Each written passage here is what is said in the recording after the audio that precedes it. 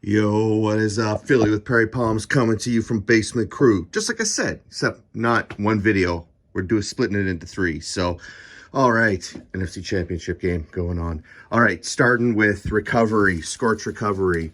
High of Forby, Verkafeltii, Spindle Palm, 3 gallon. Lost 4 fronds that were on here. This big one was the one that was pushing before the scorch happened back in May, and that's all that's happened since then. And this guy started pushing out when it came back inside in September, and it is severely stunted, really short compared to this. This new one here also looks like it's going to be stunted. We'll have to see, but yeah, that's again what's happening with all of them. So maybe it's that's the response to being burned and losing almost all of your foliage. You're like, 70%, 60% of your foliage. You just start again almost from scratch, putting out tiny ones and then get bigger and bigger and bigger and bigger. So we'll see what happens. 6-year-old Ravinia. Yeah, I don't know much to say about it. Ugly as shit sometimes, but it doesn't stop growing, doesn't stop pushing. Again, this is all new, all since the scorch. So pushes really fast, but again, turns. Yeah, that's one of the hardest palms to keep indoors. It looks like garbage, some of this shit right here, right? So what can you do?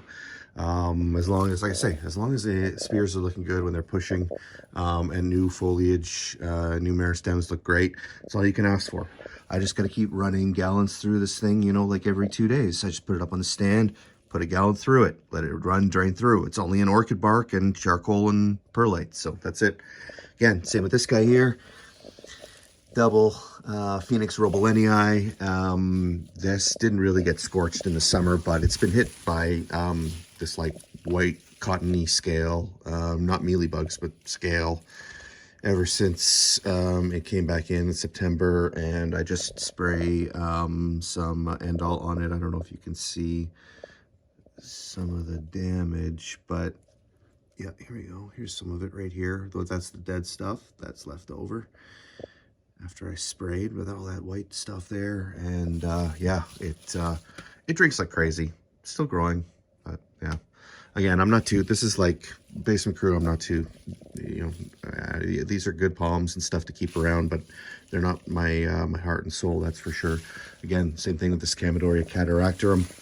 I run a ton of water through it, same as with the Ravinia rivularis over here.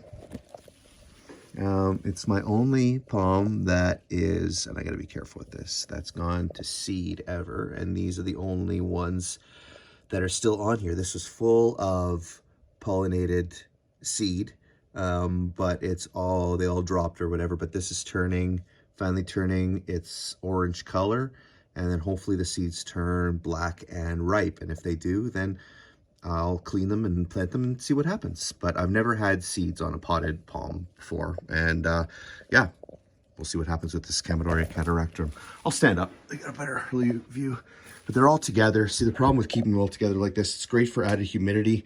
Trying to keep mites at bay, but also if a mite does get in here and they don't care about the humidity, then they're going to multiply like crazy.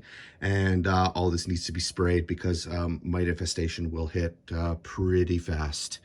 I can spread this out here and we get our Woodietia bifurcata, foxtail, stunted frond right here.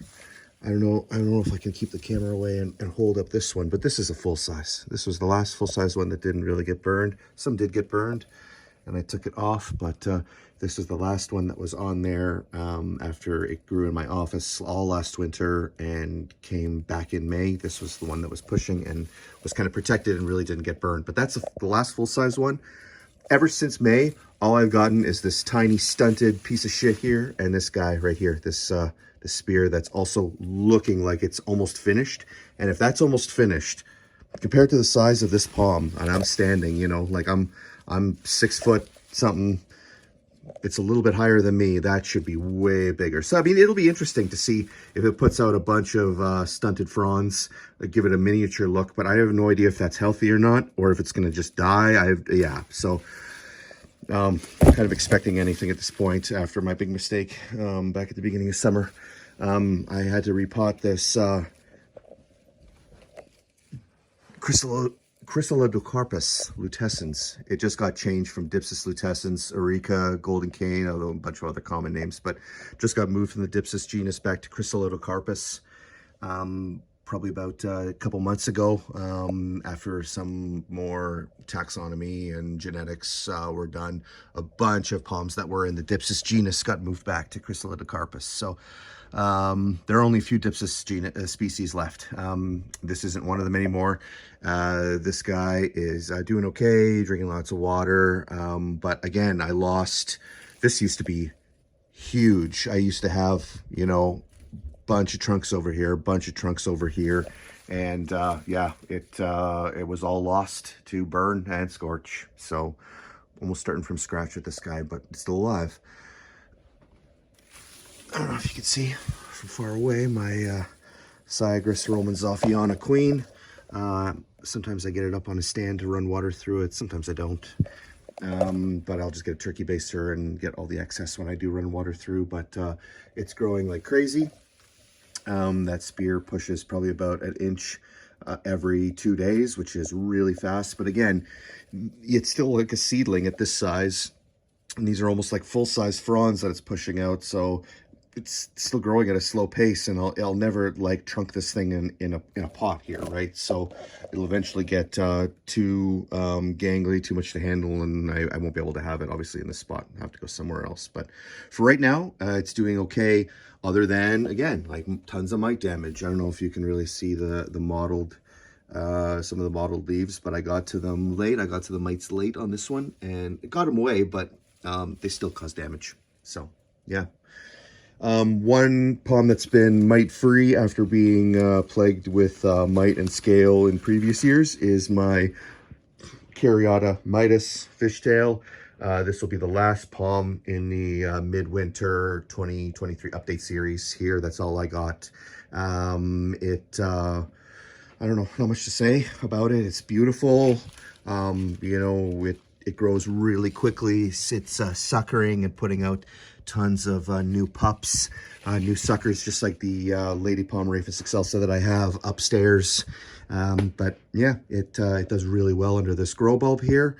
And I had it upstairs in my living room last year, and it didn't do as well with the lack of light, but under a grow bulb does great. This guy is huge right here. New spear right there. That's 1 month of growth right there, is that huge spear. So can't complain, can't complain. All right, everybody, they're dying to get outside, all of them, even the ones, even though they're under grow bulbs. The chances of them winning mite battles increases significantly when they're outside in rain and outside humidity and things like that. So yeah, we're waiting. But I got a bunch of new palms coming this season. I have a Nanoropsis ricciana and a sable miner that I may or may not put in the ground this year. It's going to go in the ground eventually here in Regina, Saskatchewan. This isn't Prairie Palms for nothing. So yeah, we're going to see whether it can go in the ground this season, whether I have the money to protect it. I'll get my dad to come out here and help me dig the hole in the ground and get the insulation going for that, and bury some heat cables. That's what we're going to have to do, and do the above ground insulation as well too. So it's going to be expensive. The cost of protecting it's going to be way more than the palm. It's an interesting experiment, but it's also stressful, and I might lose it, and then you spend all that money for nothing almost if you lose it. So there's no guarantees that even then I'll get it through a winter doing all that stuff. So we'll see what happens. I might keep it in the pot because sable miners do well indoors as well, and it might always just be a potted specimen for me. But oh, also Mark, he's going to send me a 3-gallon Ristonia regia, which is one of my all-time favorite palms, the Cuban Royal Palm. I'm finally going to get one. It's going to be tiny. I don't know how fast it's going to grow. I assume it's going to be same kind of growth habit indoors like this, like the Cyagrus Romanzoffiana for me. Pretty big, but spitting out giant fronds already in a juvenile state, and it's 3-gallon size, and then 7 gallons, only going to get bigger and bigger. So it's going to need tons of light, tons of water, and I don't know how long I'll be able to keep that one going. But the queen palm indoors I've been able to keep. We'll see if the Cuban Royal is the same, but it'll be probably one of my favorite palms when it gets here. Maybe a couple more on the horizon. We'll see. Got to finagle some finances, and you know, always check with your spouse first. Love you guys. Peace out. Prairie Palms, Midwinter update over.